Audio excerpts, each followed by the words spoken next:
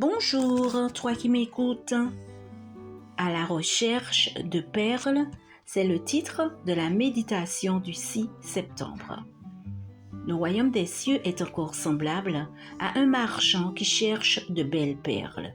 Il a trouvé une perle de grand prix et il est allé vendre tout ce qu'il avait et l'a acheté. Matthieu 13, versets 45 et 46. À l'époque de Jésus, les perles, toutes naturelles, étaient parmi les bijoux les plus chers du monde. Voir Job 28, verset 18. En l'an 74, Pline raconte que César offrit à la mère de Brutus, qui devait l'assassiner peu après, une perle d'une valeur de 6 millions de sesterces. Et il affirme que Cléopâtre possédait 2 perles estimées à 100 millions de sesterces. Voir Histoire naturelle, volume 9, pages 35 et 58. Imaginez un marchand fasciné par les perles, un expert en diamants, rubis, émeraudes et autres pierres précieuses. Mais les perles, ces bijoux sphériques à l'éclat nacré, irisé et vif, l'attirent d'une manière particulière. Elles se distinguent de tous les autres bijoux par la manière dont elles ont été produites. Une perle n'est pas un simple morceau de minéral.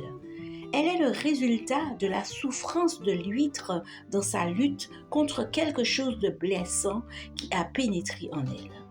Lorsqu'un grain de sable pénètre à l'intérieur de la nacre et la blesse, elle sécrète un dépôt de nacre qui recouvre l'objet intrus de son doux manteau. L'éclat de la perle provient de la douleur d'un être vivant. Notre marchand recherche des perles précieuses, blanches, noires ou avec des reflets gris, roses, jaunâtres ou verdâtres.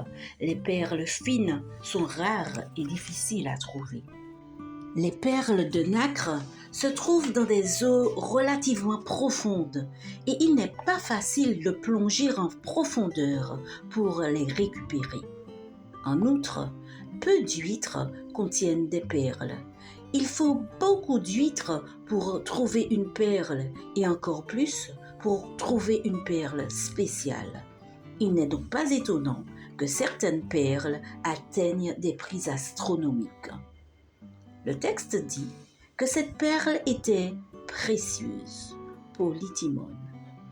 Le verbe utilisé ici pour trouver, euon, suggère une découverte unique, sans précédent et qui ne peut être répétée. Le trésor de la parabole a été trouvé sans qu'on le cherche.